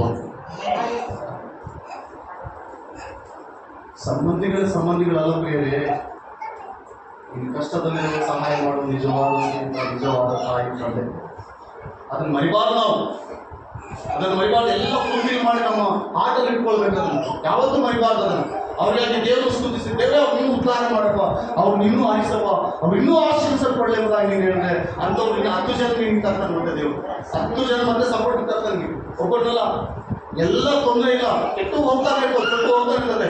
ಒಳ್ಳೆ ಒಂದು ದೇವರು ಆಶೀರ್ವಾದ ಮಾಡಬೇಕು. ಇಲ್ಲಿರಪ್ಪ, ನೀನು ಇಲ್ಲಿರ್ಬೇಕಪ್ಪ, ನೀನು ಅಲ್ಲಿಗೆ ಹೋಗ್ಬೇಡಿ, ಇಲ್ಲಿರೋ, ಇವ್ನಿಗೇನೋ ಸ್ವಲ್ಪ ಕಸ ಇದೆ, ನಿಮ್ಗೇನೋ ಕಸ ಇದೆ, ಇಲ್ಲಿರ್ಬೇಕು ಅಂತ ದೇವರು ತಾನೇ ನೇಮಕ ಮಾಡಿರ್ತಾನೆ. ದೇವರು ನೇಮಕ ಮಾಡಿ ನಿಮ್ಮನ್ನಿಟ್ಟರೆ ನೀವು ಎಲ್ಲಿಗೂ ಕಟ್ಟಲ್ಲ. ದೇವರು ನಿಬಂಧನೆ. ಹಲ್ಲೆಲೂಯಾ. ಅರ್ಥವಾಗ್ತಿದೆ ನೋಡಿಲ್ಲ. ಒಂದ್ಸಲ ಕೈ ಎತ್ತಿ ದೇವರು ಅರ್ಥವಾಗ್ತಿದೆಯಾ? ಸಣ್ಣ ಮಗನಿಗೆ ಕೂಡ ಈ ವಾಕ್ಯ ಅರ್ಥವಾಗಿದೆ ಎಂಬುದಾಗಿ ನಾನು. ಓಕೆ, ನೆಕ್ಸ್ಟ್ ರೂತಳ ಪುಸ್ತಕ 2ನೇ ಅಧ್ಯಾಯ 19 ಮತ್ತೆ ಓದವ. ಎಲ್ಲ ನೀನು ಇವತ್ತು ಯಾರ ಹೊಲದಲ್ಲಿ ಅಕ್ಕಲಾದಿ?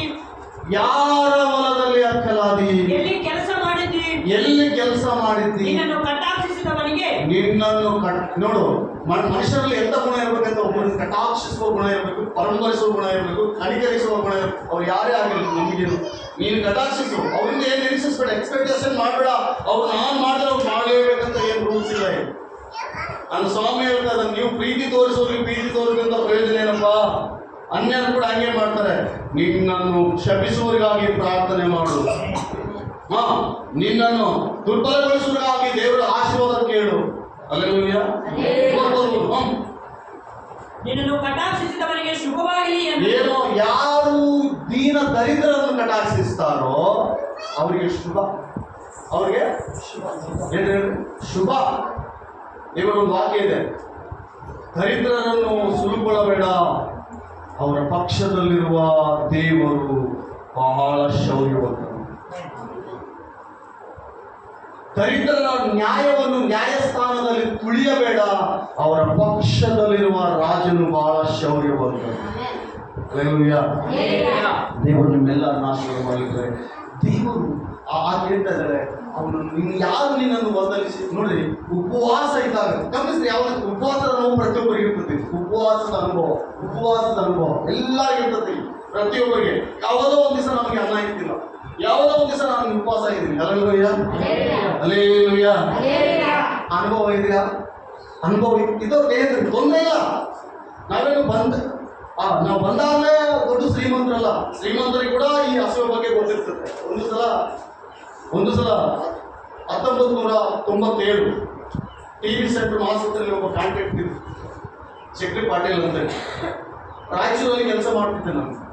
ಟೆಲಿಫೋನ್ ಕೆಲಸ, ಲ್ಯಾಂಡ್ ಫೋನ್ ಇದು ಎಷ್ಟು ಗೊತ್ತಿದೆ. ಲ್ಯಾಂಡ್ ಫೋನ್ ರಾಯಚೂರು ಡಿವಿಷನಲ್ಲಿ ಟೋಟಲ್ ಎಷ್ಟು ಹಳ್ಳಿಗಳಿದಾವೆ ನನಗೆ ಗೊತ್ತು. ಲಿಂಗಸೂರು ಡಿವಿಷನಲ್ಲಿ ಎಷ್ಟು ಹಳ್ಳಿಗಳಿದಾವೆ ನನಗೆ ಗೊತ್ತು. ಈ ಕಡೆ ಗಿರಿಗೆಸೂರು, ಈ ಕಡೆ ಬಂದರೆ ಮಾಧವರಂ, ಆದ್ವಾನಿ, ನೋಡ್ರಿ, ಬಿಹಾರ್, ಗುಲ್ಬರ್ಗ. ಆ ಕೆಲಸ ಮಾಡುವ ಸಂದರ್ಭದಲ್ಲಿ ಕಾಂಟ್ರಾಕ್ಟ್ ಏನಾಗಿದ್ದಾರೆ, ಇದನ್ನ ಹೇಳಿ ಮುಗಿಸ್ತಾರೆ. ಕಾಂಟ್ರಾಕ್ಟ್ ದೂರ ಬೇರೆ ಕಡೆ ಹೋಗಿದ್ದಾರೆ, ಊಟಕ್ಕಿಲ್ಲ. ಅವತ್ತು ನಾನು ಏನು ಮಾಡಿದ್ದೀನಿ, ರಾಯರ ಹತ್ರ ರೇಣುಗೋಡ್ಲೆ ಅಂತ ಗೊತ್ತೇಳಿ, ರೇಣುಗೋಡ್ ಗೊತ್ತಿಲ್ಲ, ಅದು ನನಗೆ ಗೊತ್ತಿಲ್ಲ. ರೇಣುಗೋಡ್ಲ ಅಂತಲೂ ಗೊತ್ತಿಲ್ಲ. ಹೋಗಿದ್ದೀನಿ, ಒಳಗೆ ಹೋಗಿದ್ದೀನಿ. ತುಂಬ ಹೊಟ್ಟೆ ಹಸಿದೆ, ಏನು ಸಿಕ್ಕರೆ ತಿನ್ಬೇಕನ್ಸಿದೆ. ಅವತ್ತು ರಾತ್ರಿ ಒಂದು ದಿವಸ ಮೊದಲೇ ಆ ರಾಯರ ಹತ್ರ ನಾನು ಇನ್ನೊಬ್ಬ ಸ್ನೇಹಿತರು ಎಲ್ಲೆಲ್ಲಿ ಬಾಳೆಹಣ್ಣು ತಿಪ್ಪ ಬಿದ್ದಿದ್ದ ಒಂದು ಬಿದ್ದಿಲ್ಲ. ಎಲ್ಲೆಲ್ಲಿ ಬಾಳೆಹಣ್ಣು ತಿಪ್ಪ ಬಿದ್ದಿದ್ದ ರಾತ್ರಿ 10:30 ಆಗಿದೆ. ಗಮನಿಸ್ರಿ, ಎಲ್ಲೆಲ್ಲಿ ಬಾಳೆಹಣ್ಣು ತಿಪ್ಪೆ ಕಂಡ್ರೆ ಅದು ನೀವು ವರ್ಷ ಗೊತ್ತಿಲ್ಲ. ಬಾಳೆಹಣ್ಣು ತಿಪ್ಪೆ ಬೆಳಿಗ್ಗೆ ಹಸು ಹೆಂಗಿರ್ತದೆ, ರಾತ್ರಿ ಹೋಗಿದ್ವಿ, ಹಂಗೆ ಮಲಗಿದ್ವಿ. ಬೆಳಿಗ್ಗೆ ಪೋಸ್ಟ್ ಆಫೀಸ್ನಲ್ಲಿ ಮಲಗಿದ್ವಿ. ಬೆಳಿಗ್ಗೆ ಎದ್ದ ಕೂಡಲೇ ಹೋಗ್ತಾ ಇದ್ವಿ. ಹೋಗಿ ಅವ್ನ ಎಕಡೆ ಹೋಗೋದು ಗೊತ್ತಿಲ್ಲ. ನಾನು ಮಾತ್ರ ರೇಣುಕ ಹೊಡ್ಲಾದ್ರೆ ಹೋಗಿದ್ದೀನಿ. ಒಬ್ಬ ದೊಡ್ಡ ದೋಸೆ ಇಟ್ಟಂತ ತಿಂತೀನಿ. ಆತನ ಕಡೆಗೆ ಹಿಂಗೆ ನೋಡಿದ್ರೆ ಒಂದ್ಸಲ ಆ ವ್ಯಕ್ತಿ ಏನಂದ್ರೆ ಗೊತ್ತಾ, ತಿಂತೀಯಾ